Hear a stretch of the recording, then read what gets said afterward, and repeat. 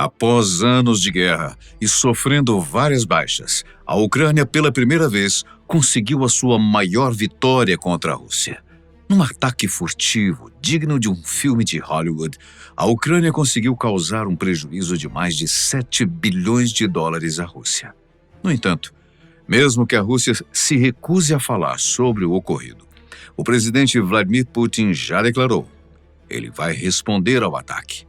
Neste vídeo, você vai conferir como a Ucrânia passou mais de um ano orquestrando esse ataque, o qual foi extremamente comemorado pelo presidente Volodymyr Zelensky.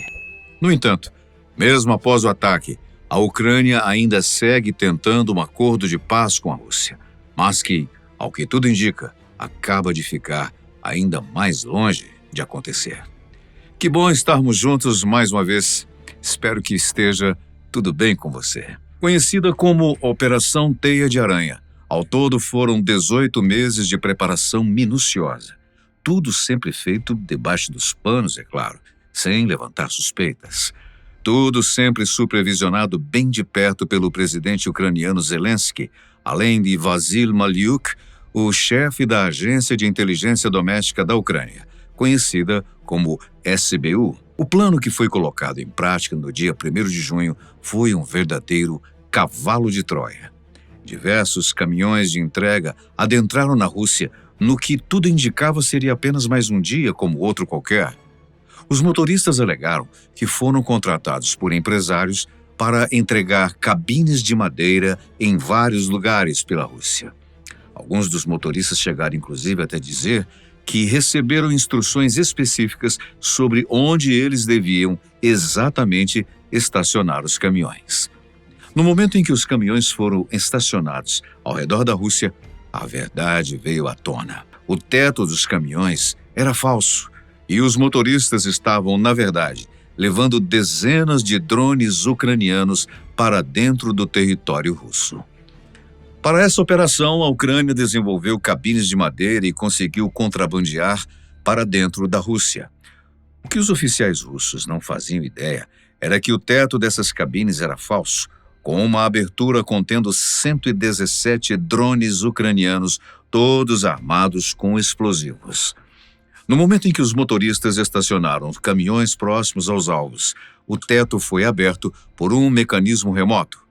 Os motoristas até tentaram atirar pedras, mas de nada adiantou. Os drones foram atrás dos seus alvos. Esta foi uma estratégia inédita, sendo que o primeiro ataque aconteceu a mais de 4.000 quilômetros das linhas de frente da guerra.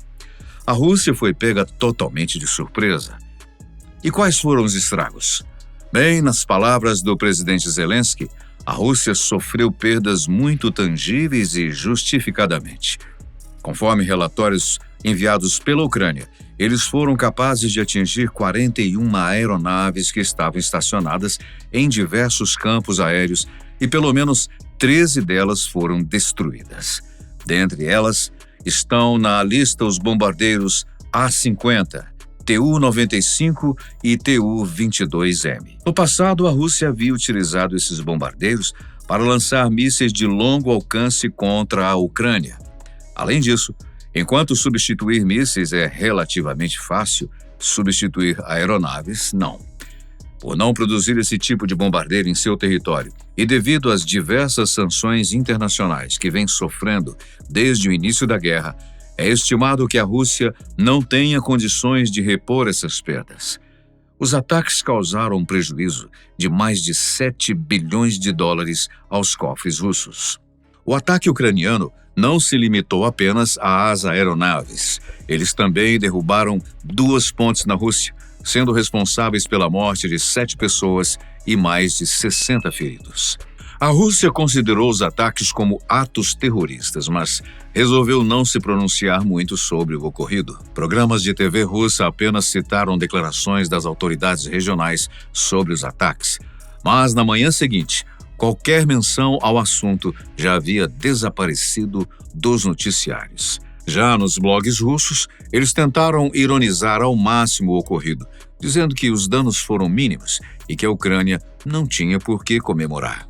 Quando analisamos as perdas do lado ucraniano, vemos que elas sim foram mínimas. Na falta de armas e de um arsenal de artilharia mais pesada, a Ucrânia vem se aperfeiçoando na criação de drones artesanais. Cada drone custa não mais do que algumas centenas de dólares, carregando consigo o poder de destruir armas e equipamentos russos que custam milhões de dólares. Um senhor custo-benefício. No início da guerra, os Estados Unidos até haviam fornecido à Ucrânia drones mais sofisticados, com armas mais pesadas. Mas não demorou muito para que eles abandonassem essa abordagem, focando em modelos mais leves e mais baratos. O objetivo com os drones não é causar várias baixas no exército russo, mas acertar alvos específicos, como os bombardeiros. Todos os drones enviados para o território russo estavam equipados com visão em primeira pessoa, ou seja, no momento em que o teto dos caminhões se abriu e os drones voaram aos céus, em algum lugar da Ucrânia havia alguém pilotando-os. Os drones eram rápidos, altamente manobráveis e com câmeras de baixa qualidade, focando apenas na resolução minimamente necessária para serem pilotados. Com os drones munidos de explosivos, cada piloto tinha uma missão: atingir os bombardeiros diretamente nos pontos fracos de seus alvos, o que incluía majoritariamente tanques de combustível localizados nas asas deles. A operação foi mantida em segredo por todos os envolvidos, inclusive o próprio presidente Zelensky. Tudo isso poucos meses depois dele se reunir com o presidente Donald Trump dos Estados Unidos, o qual insistiu em dizer que a Ucrânia não estava no controle daquela guerra. Na quarta-feira, dia 4 de junho, Zelensky entregou medalhas a todos os envolvidos na operação e declarou que é claro que nem tudo pode ser revelado neste momento, mas essas são ações ucranianas sem dúvida e que vão estar nos livros de história. Já o ucraniano Anatoly Kraptinsky, especialista em aviação, foi ainda mais incisivo em suas declarações.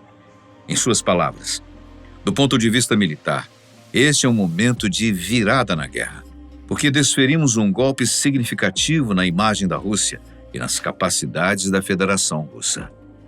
A Ucrânia mostrou ao mundo inteiro que a Rússia é, na verdade, fraca e não pode se defender internamente.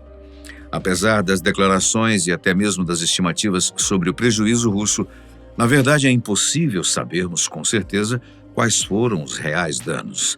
Isso porque todos os dados que temos foram fornecidos pela Ucrânia.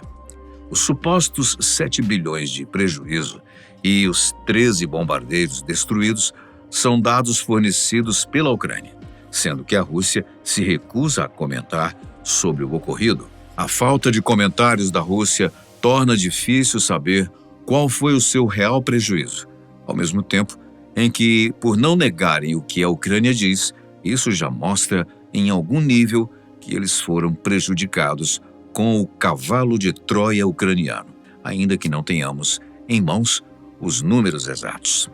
Bem, mas mesmo assim, Zelensky continua afirmando que procura por um acordo de paz com a Rússia, dizendo que, caso esse acordo já tivesse sido feito, a Operação Teia de Aranha não teria acontecido. Apesar do ocorrido, as expectativas para um cessar-fogo não são das melhores, principalmente levando em consideração as exigências de cada lado. A Rússia exige que a Ucrânia renuncie imediatamente da OTAN, além de abrir mão de 5 regiões das quais o exército russo atualmente ocupa, seja total ou parcialmente. A Ucrânia considera essas exigências inaceitáveis e exige a retirada total do exército russo dos seus territórios. No momento, Zelensky segue pedindo para se reunir com Vladimir Putin, mas o presidente russo continua negando esse pedido. Apesar de recusar a reunião com o presidente ucraniano, Putin se reuniu recentemente com o presidente norte-americano. Através da rede social Truth, Donald Trump disse: "Foi uma boa conversa, mas uma conversa que não leve à paz imediata." O presidente Putin disse de fato, e com muita veemência, que vai ter que responder ao recente ataque aos campos de aviação. Isso só demonstra que Apesar dos esforços pela paz, após este novo ataque da Ucrânia, a guerra pode estar ainda mais longe de chegar ao fim. E quanto a você? Acha que a Ucrânia terá forças para um novo ataque? Ou acredita que a Rússia irá responder ainda com mais força? Não deixe de comentar. E muito obrigado pela sua companhia, sempre muito especial. A gente se vê num próximo vídeo.